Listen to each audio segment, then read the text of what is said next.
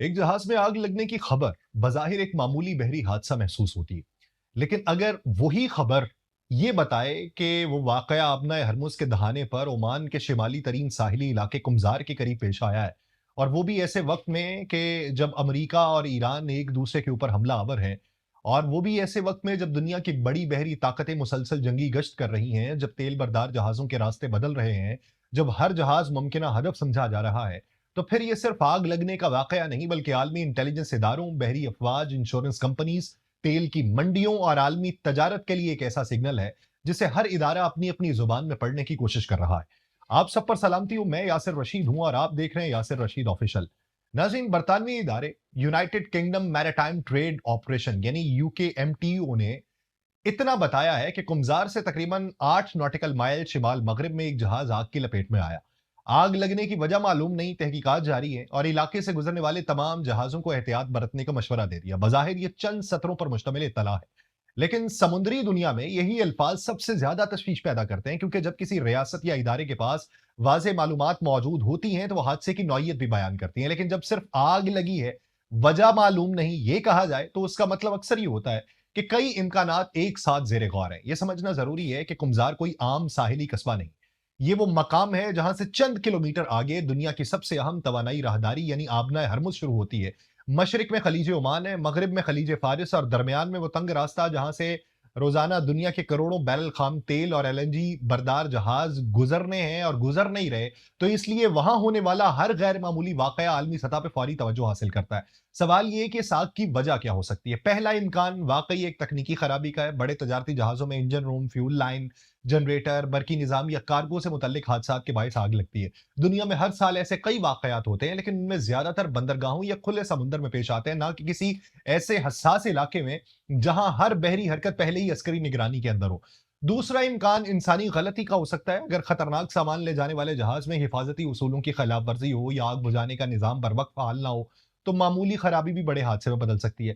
تیسرا امکان وہ ہے جس پر اس وقت دنیا کی نظریں مرکوز ہیں، یعنی یہ واقعہ کسی بیرونی کارروائی کا نتیجہ تو نہیں، کیونکہ گزشتہ کئی برسوں سے اسی سمندری خطے میں جو چیزیں چل رہی ہیں اس کو آگے بڑھاتے ہوئے بارودی سرنگوں، ڈرون حملوں، چھوٹے تیز رفتار حملہ آور بحری جہازوں، میزلز اور نامعلوم دھماکوں کے متعدد واقعات پیش آ چکے ہیں۔ کئی بار جہازوں کو نقصان پہنچا، لیکن حملہ آور کی قطعی شناخت کبھی سامنے نہیں آئی۔ اس لیے جب یو کے ایم ٹی او جیسے ادارے کاز ان ناؤن یا سبب نامعلوم لکھتے ہیں تو اس کا مطلب صرف یہ نہیں کہ انہیں آگ لگنے کی وجہ معلوم نہیں، بلکہ اس کا مطلب یہ بھی ہے کہ عسکری، تخریبی، تکنیکی اور حادثاتی تمام امکانات ابھی میز پہ ہیں اور کسی ایک نتیجے تک پہنچنا قبل از وقت ہوگا۔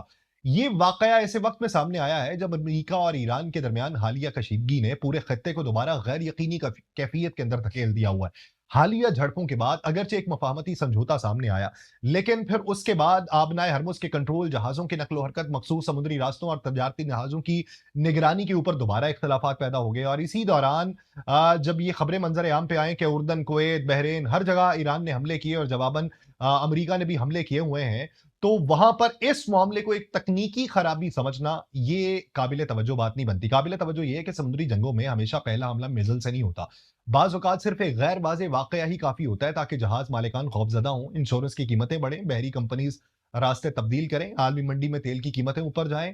یعنی بعض اوقات ایک جہاز میں لگنے والی آگ خود سے زیادہ بڑا معاشی اثر پیدا کرتی ہے۔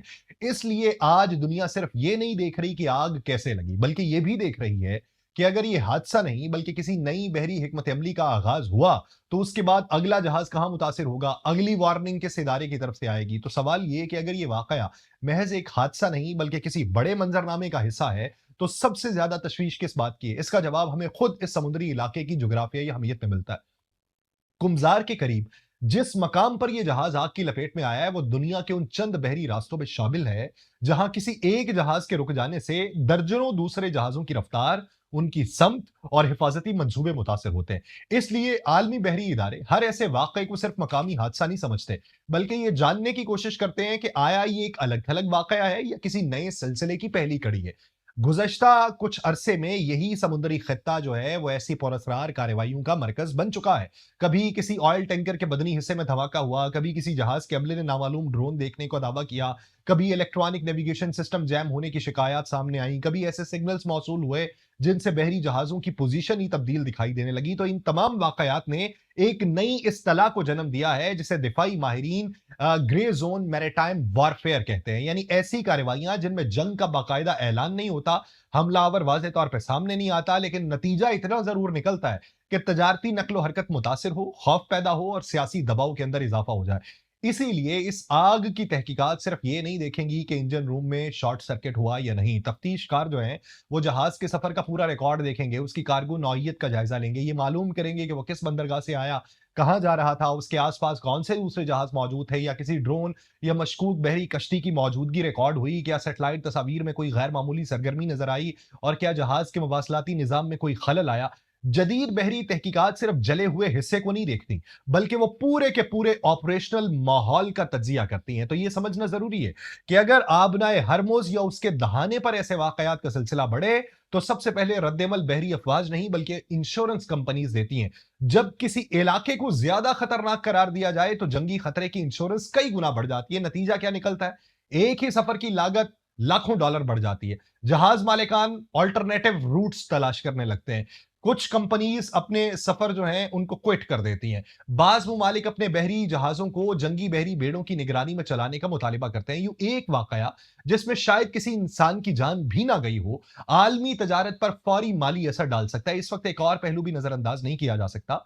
अमेरिका मुसलसल ये मौक़िफ़ इख्तियार कर रहा है कि आबनाए हरमुज में आजादाना बहरी आमदोरफ्त हर सूरत बरकरार रहनी चाहिए, जबकि ईरान बारहा ये कह चुका कि अगर उसकी कौमी सलामती को खतरा लाहक हुआ तो वो अपनी साहिली हुदूद में हिफाजती इकदाम करने का हक महफूज रखता है। और यही इख्तलाफ इस पूरे खित्ते को इंतहाई हसास बनाता है। अगर हर चंद दिन बाद कोई नया बहरी वाकया सामने आने लगे, तो हर फरीक अपनी तशरीह करेगा, लेकिन हकीकत तक पहुंचने में वक्त लगेगा। इसीलिए इस वक्त सबसे अहम चीज तहकीकात का नतीजा नहीं बल्कि आइंदा चंद दिन है। अगर ये वाकया वाकई तकनीकी खराबी साबित होता है, तो मामला महदूद रहेगा। लेकिन अगर किसी किस्म के तकरीबी शवाहिद सामने आते हैं या उसी इलाके में एक और इसी नौइयत का वाकया पेश आता है, तो फिर इसे अलग हादसा नहीं बल्कि एक उभरते हुए बहरी बहरान के आगाज के तौर पे देखा जाएगा। और यही वजह है कि इस वक्त दुनिया की नजरें सिर्फ इस जलते हुए जहाज पर नहीं बल्कि पूरे खलीजी समुद्री रास्ते पर मरकूज हैं, क्योंकि बाज औकात तारीख में बड़े बहरान एक ही गोली से नहीं बल्कि एक बजाहिर मामूली नजर आने वाले वाकये से शुरू हुए हैं। अब इस पूरे वाकये का सबसे अहम सवाल ये कि अगर तहकीकात में ये साबित ना भी हो कि जहाज पर हमला हुआ था, तब भी क्या सिर्फ ऐसे वाकयात आलमी तजारत को मुतासिर करने के लिए काफी होते हैं? जवाब हाँ में है।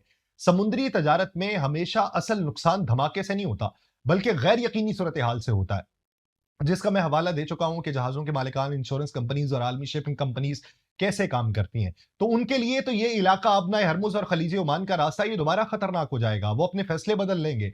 मुआशी असरात फौरी असरात से जो तब्दील होंगे, जो फौजी असरात से कहीं बड़े हो जाएंगे। इस वक्त दुनिया के बड़े बहरी बेड़े सिर्फ जंग की निगरानी नहीं कर रहे, बल्कि हर ऐसे वाकये का एक और जाविये से जायजा भी ले रहे हैं कि या किसी फरीक की जानिब से नफ्सियाती दबाव बढ़ाने की कोशिश है, क्या आलमी मंडी को पैगाम दिया जा रहा है, या फिर एक और सवाल कि कोई ऐसा स्पॉइलर मौजूद है जो डेकॉय ड्रोन भिजवा के या कोई ऐसा हमला करके, जिसे फरेब का हमला कहा जा सकता है, फॉल्स फ्लैग जिसे अटैक कहा जा सकता है, वो अटैक करके शेप द बैटलफील्ड कर रहा है। अस्करी मंसूबाबंदी में इस तर्ज अमल को शेप द बैटलफील्ड कहा जाता है, यानी असल तसादुम से पहले ऐसा माहौल पैदा करना जिसमें मुखालिफ के फैसले पहले ही महदूद हो जाएं। या फिर यूरोप को इसके अंदर घसीटने की कोशिश की जा रही है कि यूरोपीय जहाजों के ऊपर इस तरह की कुछ एक्टिविटीज हों और यूरोप को इसके अंदर जो है शामिल कर लिया जाए। जापान, जनूबी कोरिया, चीन, भारत और यूरोप तक ले जाने वाली तवानाई की बड़ी मिकदार जब इसी रास्ते से मुंसलिक हो, तो उस राहदारी में मुसलसल गैर यकीनी कैफियत बरकरार रहे, तो उसका असर सिर्फ तेल की कीमत पे नहीं पड़ना, आलमी सप्लाई चेन पे पड़ना है, बहरी किरायों पे पड़ना है, अशियाए सरफ की कीमतों पे पड़ना है, महंगाई की आलमी शरह पे पड़ना है।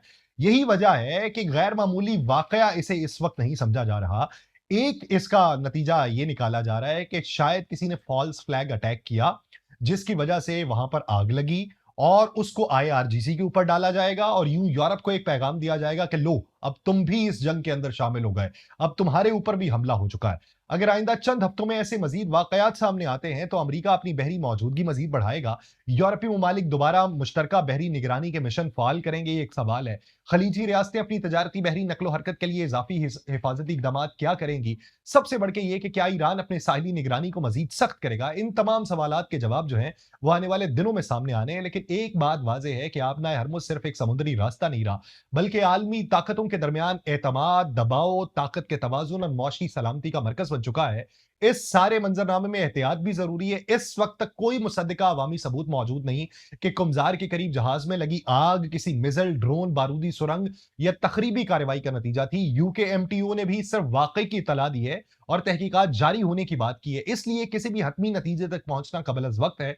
लेकिन अगर यही वाक़या एक ऐसे ख़ित्ते में पेश आए जहाँ बहरी झड़पें, फ़ौजी कशीदगी, तजारती जहाज़ों पर हमलों के इल्ज़ामात और आबनाए हरमुज़ के कंट्रोल पे शदीद तनाज़ा हो, तो फिर दुनिया सिर्फ़ इसे एक आग नहीं समझती, इसलिए इसे एक मुमकिना इशारे के तौर पे देखा जा रहा है। तो इसलिए इस वाक़े का असल अहमियत जो है, वो सिर्फ़ ये नहीं कि जहाज़ जल रहा था, बल्कि ये है कि कहाँ जल रहा था, किस वक़्त जल रहा था, किन हालात में जल रहा था। यही 3 सवाल आने वाले दिनों में तय करेंगे कि ये बहरी तारीख़ का एक मामूली हादसा था या एक ऐसे नए बहरान की इब्तदाई अलामत जिसके असरात ख़लीज ओमान से निकलकर आलमी मईशत तक महसूस किए जा सकते हैं।